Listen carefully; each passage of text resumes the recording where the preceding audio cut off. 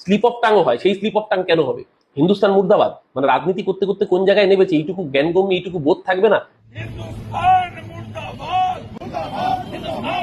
শুভেন্দু অধিকারী কখন কি বলে তার কোনোদিনও কোনো স্থিরতা থাকে না। 2019-এ আমি আপনাকে একাধিক ভিডিও দেখাবো যেখানে শুভেন্দু অধিকারী বলছে গুজরাট গণহত্যার কলঙ্কিত নায়কের নাম নরেন্দ্র মোদী এবং স্লোগান দিয়েছে মোদী হাটাও দেশ বাঁচাও। 2019 লোকসভা নির্বাচনে যখন শুভেন্দু তৃণমূলে তখন বলেছে মোদী হাটাও দেশ বাঁচাও, কালকে বলেছে আমি মোদী কা বাচ্চা, আমি মোদীর বাচ্চা, আমি শিশিরের বাচ্চা নই, আমি মোদীর বাচ্চা। মানে যে 5 বছর আগে বলেছে যাকে হঠাতে 5 বছর পরে তাকে বাপ বলে মেনে নিয়েছে।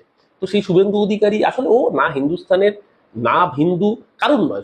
ভুল করেও কি দেশের বিরুদ্ধে মুর্দাবাদ হয়? প্রথম কথা শুভেন্দু অধিকারী কোনোদিন জাতীয়তাবাদী ছিল না। শুভেন্দু অধিকারী যে দলটা করছে তারা কোনোদিন হিন্দুস্তানের অস্তিত্বে বিশ্বাস করেনি বলেই তারা ব্রিটিশের দালালি করতো, ব্রিটিশের কাছে মুচলেকা দিত।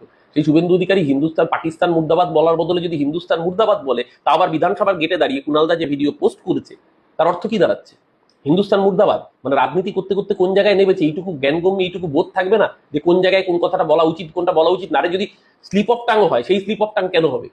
আজকে তো পরিষ্কার শুভেন্দু অধিকারী নিজের ও কারণ খেয়ে পড়ে বড় হয়ে তার শিকার, ও যে থালায় ভাত খায় সেই থালা ফুটো করে। মমতা ব্যানার্জি ওকে আজকে এই জায়গায় পৌঁছেছে, ও মমতা ব্যানার্জির নামে গালিগালাজ করেছে।